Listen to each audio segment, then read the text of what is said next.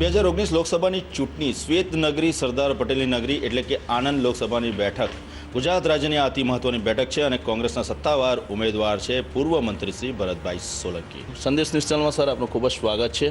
ફરી એક વખત લોકસભાની ચૂંટણી અને આપ પ્રચાર પ્રસાર વેગવંતો બનાવી રહ્યા છે, શું કહેશો? ચૂંટણી નજીક આવી રહી છે। 23મી એપ્રિલે મતદાન છે।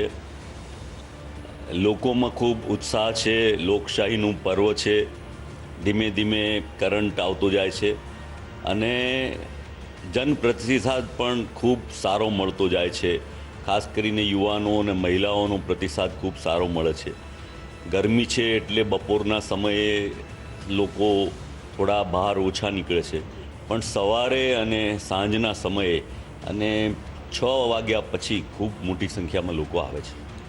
ખાસ આ વખતે પ્રચાર પ્રસારના મુદ્દા કયા છે સર, જે પ્રજા સમક્ષ આપ જઈ રહ્યા છો અને છેલ્લા 5 વર્ષથી સતત તમે કાર્યક્રમો આપ્યા છે, તો શું કહેશો બાબતે?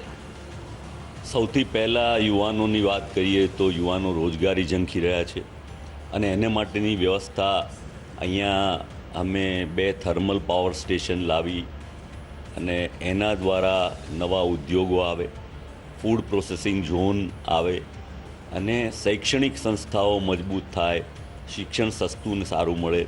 રાહુલજીનો જે પ્રોગ્રામ છે, જે મેનિફેસ્ટો છે શિક્ષણનો, આરોગ્યનો અને સાથે સાથે જે ન્યાય યોજના એમણે બહાર પાડી છે, જેના દ્વારા લોકો આકર્ષિત પણ છે અને આ યોજના એક સાયકલ તૈયાર કરશે કે જેમાં મૂડી રોકાણ આવશે અને યુવાનોને 3 વર્ષ સુધી કોઈ લાયસન્સ નહીં લેવાનું, કોઈ ટેક્સ નહીં ભરવાનો અને એ પ્રકારે પ્રોત્સાહિત કરીને ધંધા રોજગારમાં પણ જોડવામાં આવશે।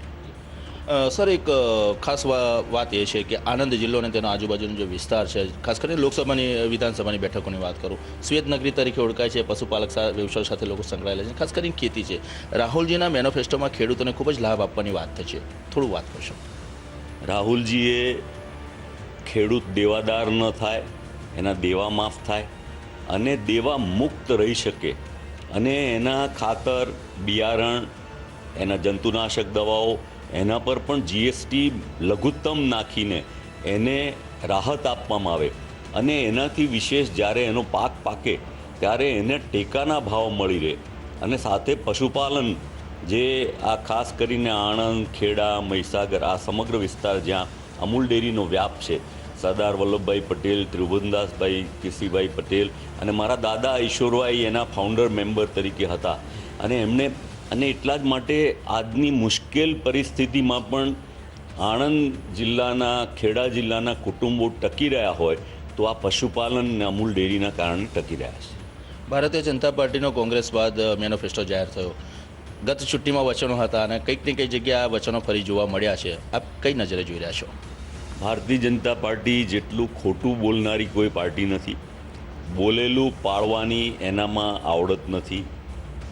જે કંઈ કહે છે એ ખાલી છેતરવા માટે કહે છે અને જે અશક્ય છે એવી વાતો કહીને લોકોને છેતરવાનો પ્રયત્ન કરે છે। હવે 5 વર્ષના એમના અનુભવ 2014 પછીના લોકો ઓળખી ગયા છે। 2014 પછીની તુરંત આવેલી તાલુકા જિલ્લા પંચાયતની સ્થાનિક સ્વરાજની ચૂંટણીઓમાં પણ ભારતીય જનતા પાર્ટીને જબરજસ્ત જાકારો મળ્યો હતો। વિધાનસભામાં પણ કોંગ્રેસના 44 ને બદલે 80 MLA થયા। મધ્યપ્રદેશ અને રાજસ્થાન જે રીતના રાજ્યની ચૂંટણી થઈને જે વચનો આપવામાં તે પાડવામાં આવે છે, ગુજરાતની પ્રજા શું આશા રાખી શકે આ મેનિફેસ્ટોને લઈને? જે પ્રકારે રાહુલજીએ મેનિફેસ્ટો બહાર પાડ્યો છે, વિશ્વના ખ્યાતનામ અર્થશાસ્ત્રીઓ ડૉક્ટર મનમોહન સિંહ, રઘુરામ રાજન અને નોબેલ પ્રાઇઝ વિનર અર્થશાસ્ત્રીઓ દ્વારા જે શક્ય છે ગરીબી નાબૂદ કરવા માટેનું, ગરીબી સામેની અંતિમ લડાઈ, એટલા માટે કે સમગ્ર વિશ્વમાં આ એક સૌથી મોટું પગલું હશે।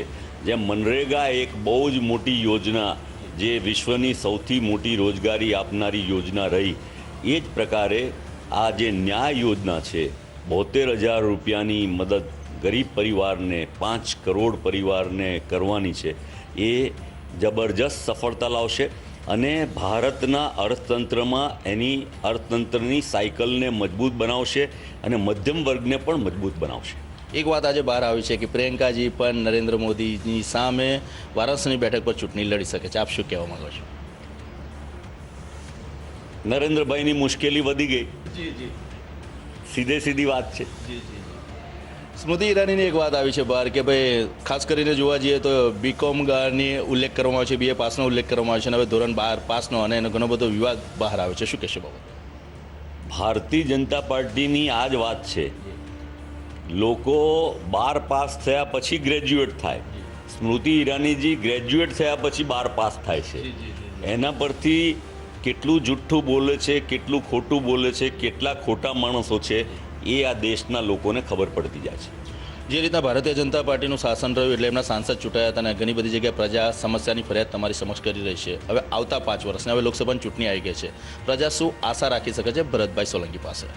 પ્રજાની આશા અપેક્ષા સૌથી પહેલાં તો એમના દુઃખ દર્દ, એમની મુશ્કેલીને સાંભળવાની, એને ન્યાય આપવાની અને શક્ય એટલા તમામ કામો જે થઈ શકે એવા છે એ કામો કરવાની અને એમની સાથે પ્રેમ ભાવથી રહેવાની.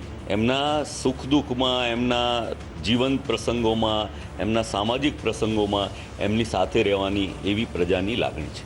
ભરતભાઈ, એક ખાસ વાત છે, ગુજરાતમાં કેટલી સીટો આવશે કોંગ્રેસની અને સરકાર દેશમાં કોની બનશે? ગુજરાતમાં કોંગ્રેસને 16 વધારે બેઠકો મળશે અને દેશમાં ભારતીય રાષ્ટ્રીય કોંગ્રેસના વડપણ હેઠળ UPAની સરકાર બનશે અને રાહુલ ગાંધી આ દેશના વડાપ્રધાન બનશે.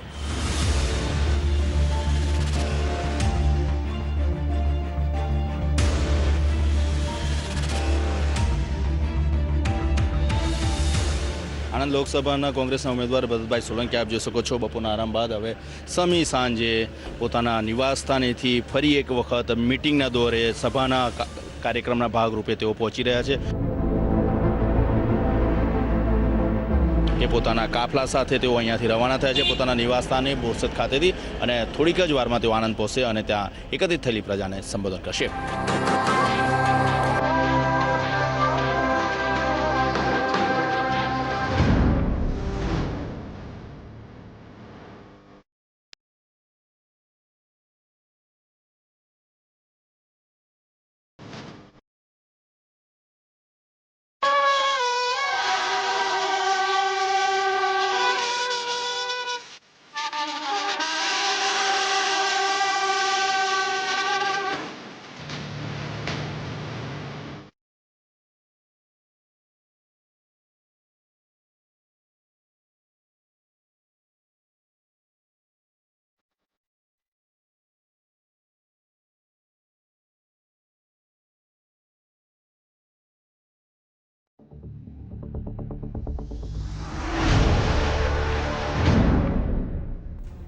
બધા જ એમ ઈચ્છી રહ્યા છે કે અમે ગયા વખતે 2014માં છેતરાઈ ગયા. આ વખતે રાહુલજીમાં અમને વિશ્વાસ છે, રાહુલજીમાં અમે આશાની મીટ માંડીને બેઠા છીએ કે આ રાહુલજી જે કહે છે એ કરી બતાવે છે તો ચોક્કસપણે અમારા માટે, અમારી રોજગારી માટે, અમારા શિક્ષણ માટે, અમારા આરોગ્ય માટે અને અમારા ખેડૂતોને માટે, નાના મોટા વેપારીઓ માટે કંઈ ને કંઈ પ્રોગ્રામ, આયોજન, સ્કીમ લઈને આવે જેથી કરીને અમે આ દુઃખ અને દોજખમાંથી બહાર આવીએ. ભરતભાઈ, અત્યાર સુધી તો આપણે જોતા આવ્યા, આપણે પ્રચાર પ્રસાર કર્યો, આટલા વર્ષોથી આપ ચૂંટણી લડી રહ્યા છો, પણ હવે પ્રજા કદાચ બહુ જાગૃત બની ગઈ છે. તમે સરકારના ભ્રષ્ટાચારની પણ વાત કરી. રાફેલ મુદ્દો બહુ અગત્યની બાબત છે કે જેને કાગળનું વિમાન પણ બનાવતા ન આવડતું હોય એવા અનિલ અંબાણી જે દેવાદાર ઉદ્યોગપતિ છે એને 30,000 કરોડ કરતાં મુઅત્બર રકમ આપી દેવામાં આવે અને એની ફાઇલો રક્ષા મંત્રાલયમાંથી ગુમ થઈ જાય, આ દેશની કમનસીબી અને ભ્રષ્ટાચારની ચરમસીમા છે. આપ માનો છો પ્રજા જાગૃત થઈ ચૂકી છે? પ્રજા જાગૃત થઈ ચૂકી છે અને જ્યારે પણ કહ્યું કે ચોકીદાર, એટલે પ્રજામાંથી અવાજ ઉઠ્યો છે કે ચોકીદાર ચોર હે, એટલે લોકો હવે સમજી ગયા છે, હવે છેતરાવાના નથી અને જડબાતોડ જવાબ ભારતીય જનતા પાર્ટીને આપવાના છે. મારો અંતિમ સવાલ છે, હવે નેતાજી ભોજનનો સમય થઈ ગયો છે, વહેલી સવારથી આપ ફરો છો, કેવા પ્રકારનો નાસ્તો અને ભોજન તમે પસંદ કરો છો આ ચૂંટણી પ્રચાર વખતે? ચૂંટણી પ્રચારમાં સવારે 2 ભાખરી અને ચા અથવા થેપલા અને ચા ખાઈને નીકળ્યા પછી બપોરના ચા, બિસ્કિટ એવો લાઇટ હળવો નાસ્તો કરું છું અને સાંજે સામાન્ય રીતે દાળ ભાત રોટલી શાક એવું ભોજન લઉં છું. કેમેરા પર્સન વિજય પટેલ સાથે પ્રકાશ વર્મા, સંદેશ ન્યૂઝ, આનંદ.